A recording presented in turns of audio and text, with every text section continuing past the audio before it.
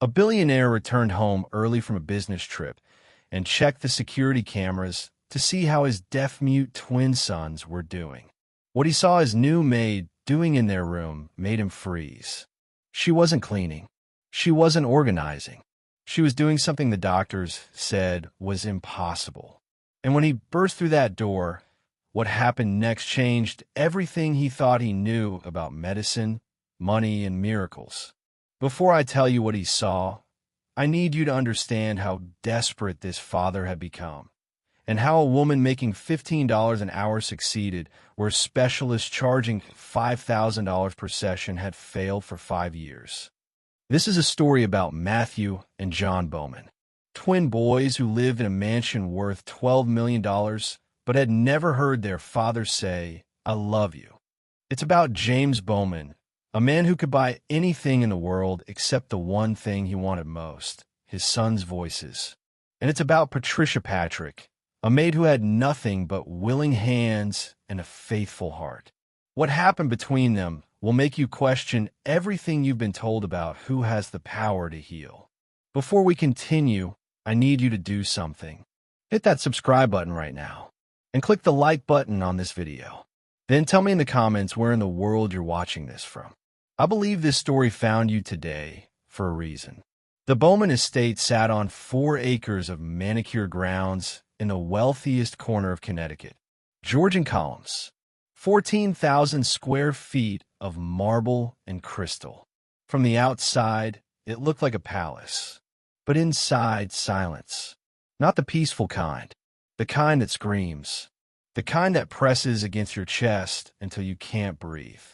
James Bowman stood at the window of his home office on a gray February morning, looking out over gardens he paid a team to maintain. Somewhere in this house, his sons were waking up. Matthew and John, 5 years old, twin boys with their mother's dark eyes and his strong chin. Except they had never spoken, never laughed out loud, never made a sound anyone could hear. Deaf, mute, both of them, since birth. The doctors had a word for it: irreversible. They had others too: genetic abnormality, profound sensorineural hearing loss. Words that cost $5,000 per consultation and meant nothing when James walked past his son's room and heard only emptiness. He'd tried everything: specialists from Johns Hopkins, experimental treatments from Switzerland, teams of therapists who rotated through the house on schedules James couldn't keep track of anymore. Hundreds of thousands of dollars, maybe millions by now. He'd stopped counting. None of it worked. The diagnosis was always the same: untreatable. Nothing to be done. Accept it. James didn't know how to accept it. He was a man who'd built empires, who turned $3 million into $3 billion through sheer will, who could make a phone call and move markets. But he couldn't make his sons hear, couldn't give them voices. The house felt like a tomb. All this beauty, all this space, and so quiet he could hear his own heartbeat echoing off marble floors. His wife Caroline had died the day the twins were born. Hemorrhaging the doctors couldn't stop. She'd held them for 4 minutes. Then she was gone, and James was alone with 2 silent babies and a house that suddenly felt 1,000 times too big. He'd installed security cameras everywhere after that. $40,000. High-definition cameras in every room. When he traveled for work, which was often because sitting in this silent house drove him slowly insane, he'd pull up the app on his phone and watch his sons. Watch them play with blocks. Watch them sleep. Watch them exist in a world he couldn't reach. It was the only way he could feel close to them. The therapy staff called him distant, disconnected. One had suggested he might benefit from counseling. He'd fired her the next day. He wasn't distant. He was drowning. This morning, like every morning, he'd check the cameras before his shower. Matthew and John were in their nursery. Matt had tears on his face. Silent tears. They were always silent. John sat with his arms wrapped around his knees, rocking slightly, staring at nothing. 5 years old, and they lived like ghosts in a mansion. James turned from the window and sat at his desk. He had a meeting in an hour, a merger that would add $200 million to his portfolio. Money he didn't need and couldn't spend in 10 lifetimes. He had everything. He had nothing at all. Patricia Patrick stood in the service entrance of the Bowman estate with her cleaning supplies and a knot in her stomach. Emergency placement. The agency had called that morning. The previous housekeeper quit without notice. They needed someone immediately. $15 an hour. 40 hours a week if she did well. Pat needed it like she needed air. The number in her checking account was $47. The number she needed was $9,600. Her grandmother Rose was in a nursing home across town. A good one. Clean. Kind nurses. Medication management. $3,200 a month. Pat was 3 months behind. The letter had come 2 weeks ago. Payment in full within 14 days, or Rose would be transferred to the county facility. Pat had seen the county facility. She'd never let her grandmother end up there. Mrs. Chun met her in the kitchen. House manager. Crisp gray suit. No smile. Mr. Bowman values privacy and order, she said. You're here to clean, not to interact with the family, not to ask questions. The twins have their own staff.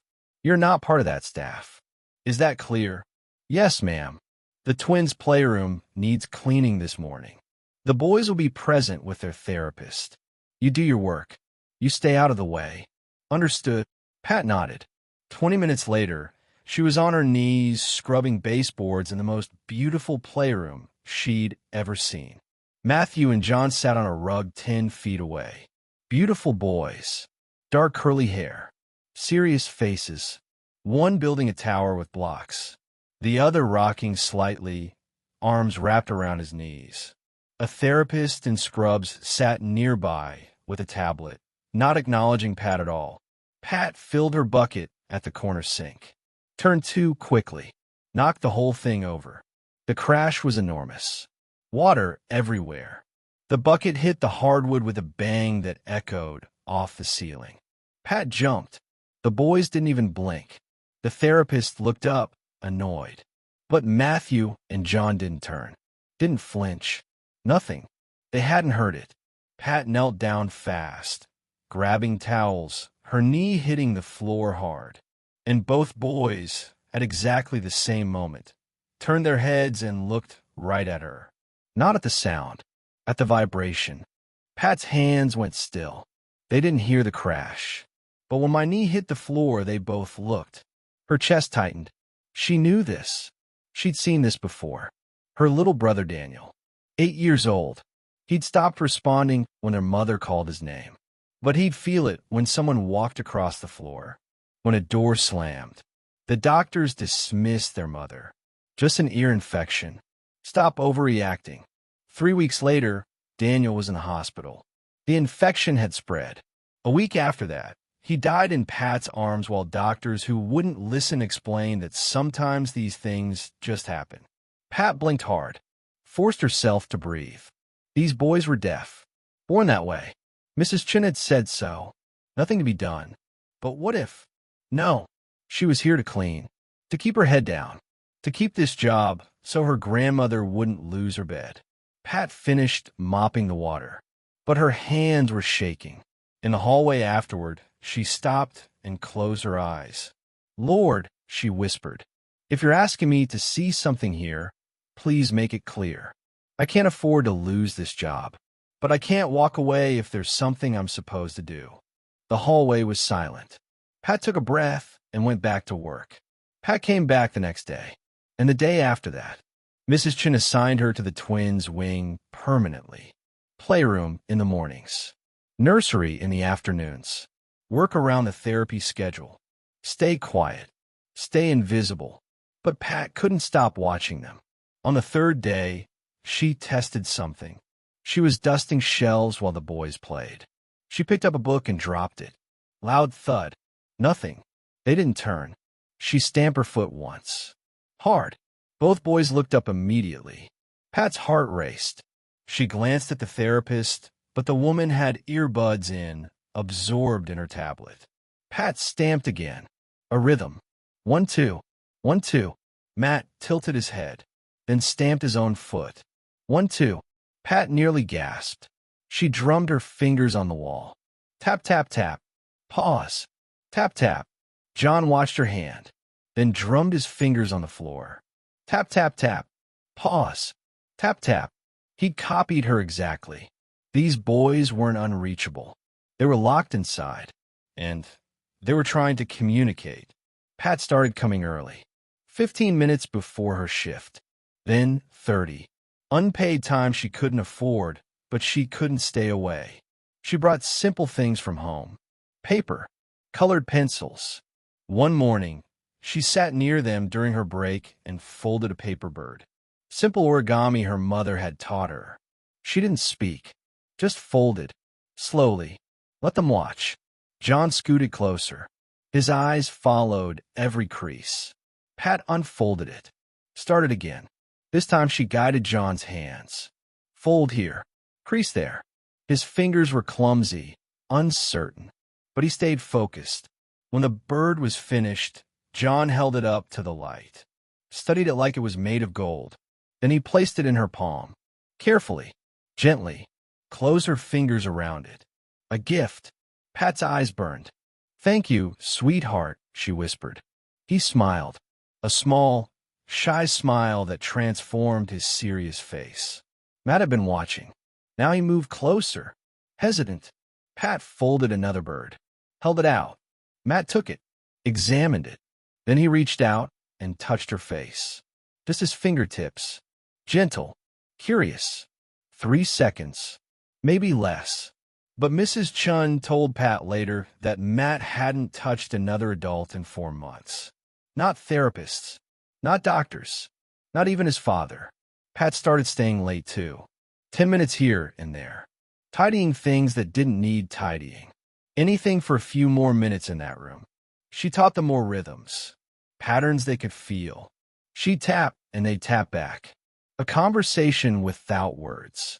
A language made of vibration and touch.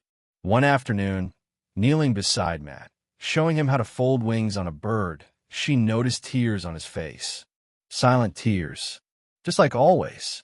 But this time he was smiling through them. Pat didn't know what it meant.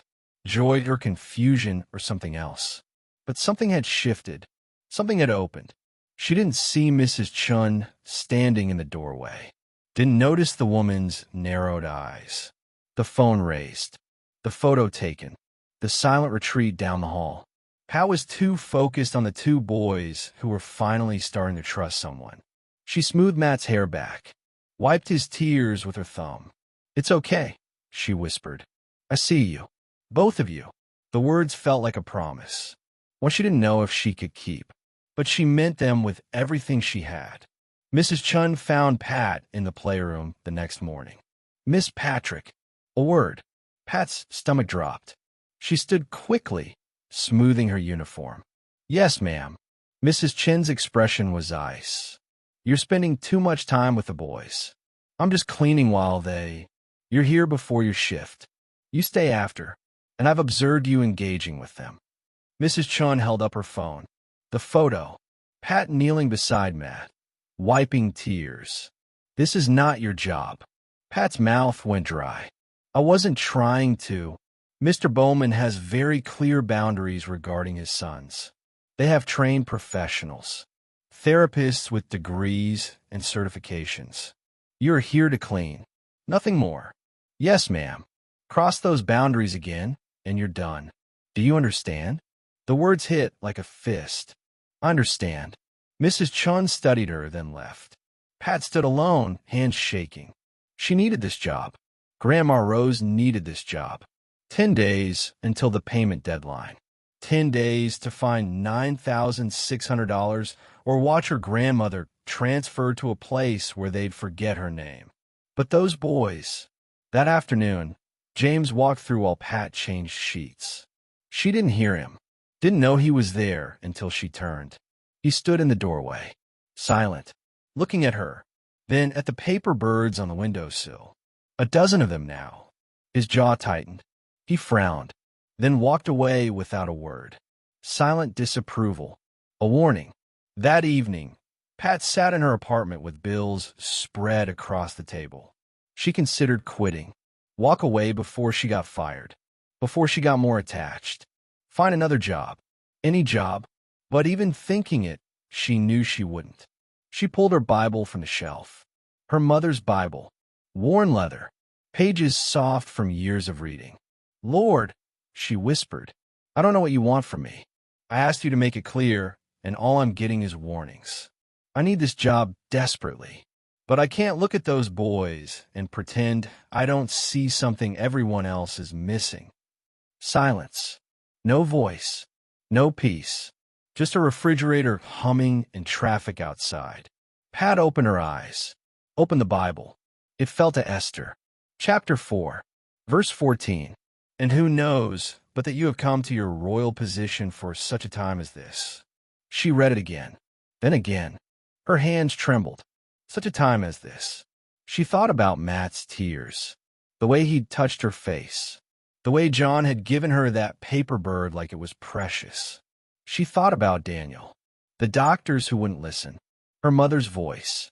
They never listen to people like us. She thought about two boys living in silence in a mansion full of money and specialists and protocols that weren't working. Pat closed the Bible, set on the table. She wasn't going to quit. She was going to help those boys. Somehow, even if it cost everything. Maybe especially if it cost everything. Because if God brought her to that house for such a time as this, she had to trust He'd carry her through whatever came next. Even if she couldn't see how, even if it terrified her, she just had to be willing. Pat visited her grandmother on Sunday. Rosewood Care was a good facility. Clean hallways, soft music, staff who remembered residents' names. It was everything the county home wasn't. Rose sat by the window in her room. "Hi, Grandma." Rose turned. Her face lit up, then clouded with confusion. "Patricia? Is it Thursday?" "Sunday, Grandma. I always come Sundays." "Oh." Rose looked at her hands. "I forget sometimes." Pat pulled a chair close and took her grandmother's hand. Skin thin as paper. "Where's Danny?" Rose asked suddenly. "Where's your brother?" Pat's throat tightened. "Grandma, Danny's been gone a long time." "Gone where?" "He passed away 23 years ago." Rose's eyes filled with tears. "The infection. The doctors said it was just an infection." Pat closed her eyes. The memories came anyway. Daniel, 8 years old, ear hurt, couldn't hear well. Their mother taking him to the clinic again and again. Just an ear infection. Children get them all the time. Her mother had begged them to look deeper. "Run tests. Do a scan. You're overreacting. He'll be fine." He wasn't fine. The infection spread. By the time they realized how serious it was, it had reached his brain. Pat was 14. She'd sat beside his hospital bed for 3 days, holding his hand, watching him fade. He died in her arms. So small, so quiet. Their mother stood in the hallway afterward and said the words Pat would never forget. "They never listen to people like us. People without degrees or money or power. People whose concerns could be dismissed." Pat made a promise that day. To God, to herself, to Daniel's memory.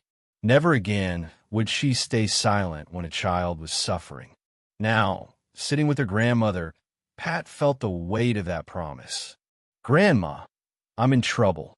Rose looked at her with momentary clarity. "What kind?" "2 little boys where I work. They can't hear, can't speak, just like Danny those last weeks. And I think I see something the doctors are missing. Then help them. If I do, I'll lose my job. And if I lose my job," Rose squeezed her hand, "I'll be fine, sweetheart. Don't worry about me." But Pat did worry. The choice was impossible. Save her grandmother or save those boys. She couldn't do both. That evening, Pat knelt in Rosewood's small chapel. Empty pews. A simple cross. Silence. "Lord," she whispered, "I don't understand what you're asking. I can't do both. I can't save Grandma and help those boys. The math doesn't work." Her voice broke. "But I trust you." So if you wanted to help Matt and John, you'll have to protect my grandmother. Make a way where there isn't one. I'm saying yes, even if it costs everything. Even if I lose her, I'm saying yes. She waited. At first, nothing. Then slowly, something settled in her chest. Not happiness, not certainty, just calm. The kind that didn't make sense. The kind that only came when you stopped trying to control everything and surrendered. Pat stood, wiped her eyes. Tomorrow, she'd go back to that mansion. She'd do whatever God was asking, even if it terrified her. She thought about Danny's silent tears in the hospital. Now she saw the same on Matt's face every day. History didn't have to repeat itself. Not this time. Not if she was brave enough. James was in Chicago when it happened. Emergency board meeting. A merger falling apart. He'd extended his trip 2 days. 800 miles from home, sitting in a hotel room at 11 p.m., exhausted. He opened the security app. Force of habit. Checked the nursery camera. The room should have been dark. The boys asleep. But the light was on. Pat was there. Again. James sat up. She was on the floor with the boys. After hours. A small drum between them. He watched her tap rhythms. Watched the boys copy her. Then she stopped. Leaned close to John. Too close. James's chest tightened. John was tilting his head. Touching his ear. Over and over. Pat reached for something. Came back with a flashlight. She looked in John's ear. James's pulse quickened. She disappeared from frame. Came back with something in her hand. The angle made it hard to see. Looked like a syringe. What are you doing? Pat leaned over John. Her hand moved. John's face scrunched. His mouth opened. Crying. Matt turned to look. James's hands went cold. She was hurting him. 800 miles away, and he couldn't stop it. He grabbed his phone. Dialed his assistant. Book me on the next flight to Hartford. I don't care what it costs. Sir, it's 11 p.m. Charter if you have to. Text my driver. Tell him to meet me with the car running. James threw things in his bag. Hands shaking. On screen, Pat was still bent over John. He wanted to call security. Call police. But something stopped him. He kept watching. Pat's hands trembled as she held the warm olive oil. God, guide my hands, she whispered. Please. I'm so scared. But I'm listening. She'd seen it. A mass of hardened wax in John's ear canal. Exactly like Danny's. Something that should have been fixed years ago. 3 drops of oil in John's ear. She waited. 10 minutes. John sat still, trusting her. Pat filled the bulb syringe with warm water. Her heart hammered. This might feel strange, but it won't hurt. She squeezed gently. Water in, out, in, out. Then something came with it. Dark cerumen. Hardened. Years old.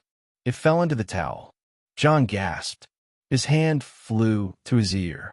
Eyes went wide. Pat leaned close. Whispered. John, can you hear me? His mouth opened. Rough sounds. Scratchy. The voice of someone who'd never used it. Yes. Pat's vision blurred. Say it again. Yes. I hear you. Pat fell to her knees. Pulled him close. John was crying. Not silent tears. Loud sobs. Sobs she could hear. Sobs that filled the room with sound and proof that everything had changed. Dad, John said suddenly. Voice shaking. Uncertain. Beautiful. I want my dad. Matt stared at his brother. Reached out and touched John's face. Pat wept. Great shaking sobs of joy and relief and terror because she'd crossed every line and there was no going back. But John could hear. He could speak. She'd saved him. She didn't know James had seen everything. Didn't know he was boarding a plane. Didn't know that in 3 hours he'd burst through that door with rage in his eyes. All she knew was the sound of John's voice. And for this one perfect moment, that was enough. Pat didn't hear the front door open. She was in the nursery with John, surrounded by paper birds. He kept touching his ear. I hear you, Miss Pat. I hear you. She had no plan. She'd have to tell Mr. Bowman. Face whatever came. But right now, She held this boy who could finally hear. She didn't know James was home. The door exploded open. "What are you doing?" Pat spun. James stood there, face white with rage. "Mr. Bowman, don't move. Don't you dare touch him." Medical supplies scattered the floor. Water, syringe, cotton swabs. John started crying. Loud sobs. James barely registered it. "I saw you on the cameras.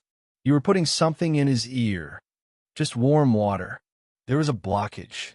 You put water in my son's ER." The room tilted.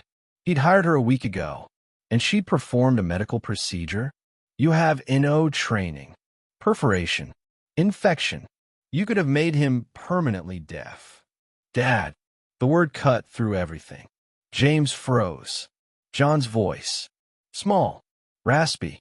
Real. "Dad. Daddy." James turned slowly. "I can't hear you, Daddy." James dropped to his knees. "What did you say?" "Miss Pat fixed my ear. I can hear you." James touched John's face. "Say it again." "I love you, Daddy." Something broke in James's chest. He pulled John close. Heard the sobs. Actually heard them. 10 seconds of joy. Then logic kicked in. This wasn't possible. 5 years of specialists. Top audiologists. Hundreds of thousands of dollars. All said irreversible. A maid with a bowl of water fixed it? No. Shock. Trauma response. Temporary. Brain compensating before shutdown. James looked at Pat on the floor. Terrified. As she should be. "What exactly did you do?" Pat's hands twisted. "I saw a blockage. Used warm olive oil to soften it. Then warm water. You irrigated my son's ear canal. Without permission. Without supervision.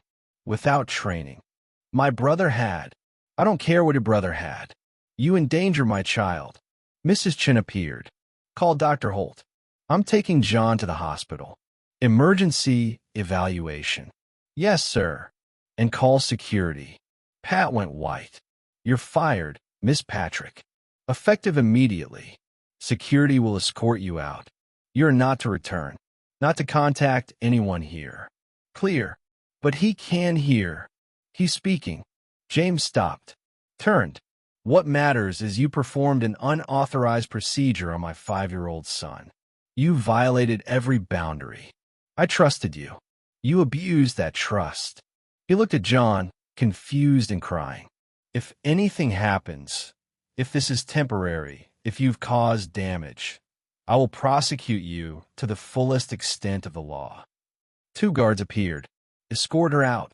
Pat stood. Looked at John. "I'm so glad you can hear, sweetheart." She looked at Matt in the corner. Same blockage. She could help him too. But the guards were at her sides.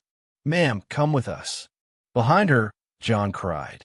"Miss Pat, where are you going?" She'd saved him and was being arrested.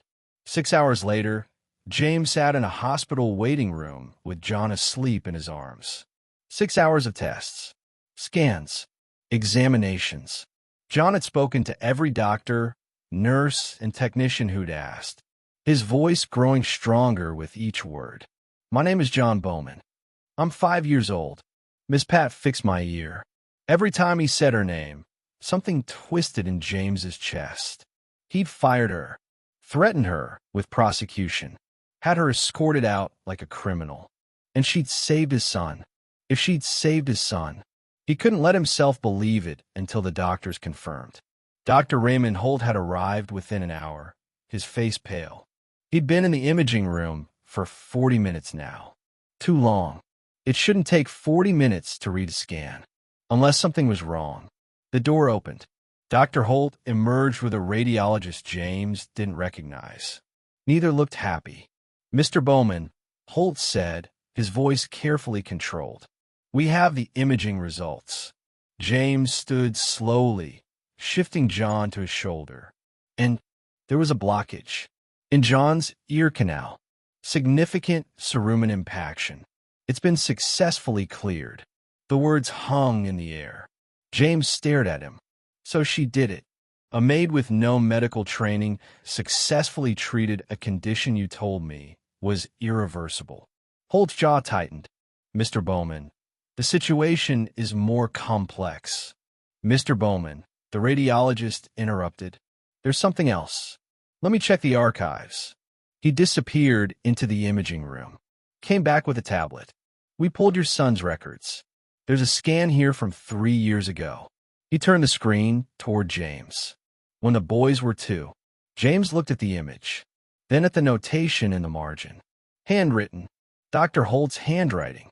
Bilateral cerumen impaction with possible ossicular involvement. Recommend follow-up. Date stamp, 3 years ago. James read it again, then looked at Holt. You knew. His voice came out flat. Deadly. 3 years ago. You saw this. Holt stepped back. The protocol we established was medically sound. The blockage could have been secondary to the underlying. No. The radiologist's voice was firm. This notation is clear. Simple removal procedure was indicated. Standard protocol. But there's no follow-up in the records. Nothing. The notation was made, and then nothing. James felt cold spreading through his chest. You saw the problem, he said quietly. And you did nothing. I provided cutting-edge care, Holt said. Multiple therapeutic approaches. You provided $5,000 sessions twice a week for 3 years. James's voice was getting quieter, more controlled, while my son sat in silence. While I believed there was nothing that could be done, a hospital administrator appeared in the doorway. Dr. Holt, we need to speak with you. Now. Within 20 minutes, the pattern emerged. 7 other families, all with untreatable conditions in their children. All under Dr. Holt's long-term care. All with early scans showing simple, fixable problems that had been noted and buried.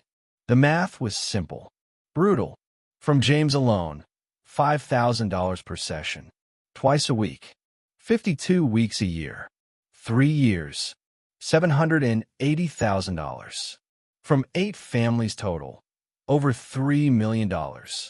James stood in the hallway, John still sleeping against his shoulder, and felt rage like he'd never known. You let my sons suffer in silence, he said. For 3 years. For money. Holt's face was ashen. Mr. Bowman, I can explain. You saw the problem. You buried it. You knew they could be helped. And you chose profit over their lives. James turned to the administrator. Find Patricia Patrick. I don't care what it takes. Bring her back to me. Now. The administrator nodded. Of course. And Mr. Bowman, we're reporting Dr. Holt to the medical board immediately. Good, James said. Because I'm filing criminal charges. He looked at Holt one last time. A woman making $15 an hour saw what you refused to see. Because she cared. And you didn't. He walked away, holding his son, already pulling out his phone. He had to find Pat. He had to make this right. Pat sat in her tiny apartment, packing her grandmother's things into boxes. She'd lost the job. Soon she'd lose Grandma Rose's placement at Rosewood. The county facility would take her by week's end. She'd done the right thing. She knew that. But right now, it felt like the right thing had cost her everything. A knock at the door. Pat wiped her eyes. Opened it. James Bowman stood there. Matt and John holding his hands. John grinned. Miss Pat. Pat's breath caught. James looked at her for a long moment. Then he did something she never expected. He knelt, right there on her doorstep.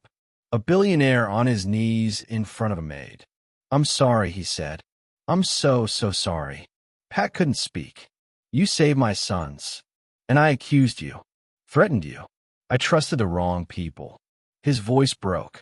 I thought money could buy truth. I thought credentials meant competence. I was wrong about everything. Mr. Bowman. James. Please. Pat knelt too. Met his eyes. I just loved them. That's all. I just loved your boys. James nodded. I know. And because you did, I found out the truth. He told her about Dr. Holt, the 3-year-old scans, the buried findings, the 7 other families, the $3 million in fraudulent billing. He's being charged, James said. criminally. The medical board is investigating, and I owe it all to you. He stood, helped her up. A woman making $15 an hour saw what a man charging $5,000 refused to see. Because you cared, and he didn't. Pat wiped her eyes. I'm not here to apologize and leave, James said. I'm here to ask you something. I'm not asking you to be our maid. I'm asking you to be part of our family. Pat blinked. What? Full-time caregiver for Matt and John. $85,000 a year. Full benefits. Guest house on the estate. And your grandmother's nursing home paid in full. Indefinitely. Pat couldn't breathe. I don't know what to say. John tugged her hand. Say yes. Please, Miss Pat. She looked down at his hopeful face. Then at Matt, watching her with those serious eyes. Yes, she whispered. Yes, of course. James smiled. There's one more thing. Could you look at Matt's ear? Please. An hour later, they were back at the estate. This time with James present. A medical team standing by. Pat examined Matt's ear with the flashlight. Same blockage. Same hardened wax. It's there, she said quietly. Then help him, James said. Please. Pat went through the same careful procedure. Warm olive oil. 10-minute wait. Gentle irrigation. The blockage came free. Matt gasped. Touched his ear. His eyes went wide. Pat leaned close. Matt, can you hear me, sweetheart? His mouth opened. A whisper. Mama. Pat froze. Oh, sweetheart. I'm not. Mama. He reached for her. James's eyes filled. If that's what he wants to call you, I think Caroline would be happy. They gathered in the sunroom. Light streaming through windows. The same room that had felt like a tomb now felt alive. Matt and John sat close to Pat, talking, their voices raspy but growing stronger with every word. Paper birds hung from the ceiling, a reminder of where this had all started. Would you pray with us? James asked. Pat nodded. They held hands. Lord, thank you for using broken people, for taking my pain and turning it into purpose, for loving these boys more than we ever could, for showing us that the world's wisdom isn't your wisdom, that love matters more than credentials, that you equip the willing, not the qualified. Amen. When Pat opened her eyes, she saw her whole world had changed. Grandmother Rose in the guest house, safe and cared for. Two boys who could finally hear, finally speak. A man who'd learned that money couldn't buy what mattered most. And no more silent tears. Only laughter. Only the sound of life returning. If this story touched your heart, I need you to know something. This channel needs you. We're a family here. People who believe that faith matters, that ordinary people can do extraordinary things when God calls them. Your support means everything. It helps us reach more people who need hope. So if you're not subscribed yet, join our family right now. Click that subscribe button, because stories like Patricia's, stories about courage and faith and love, need to be told. And I believe you're here for a reason. God bless you.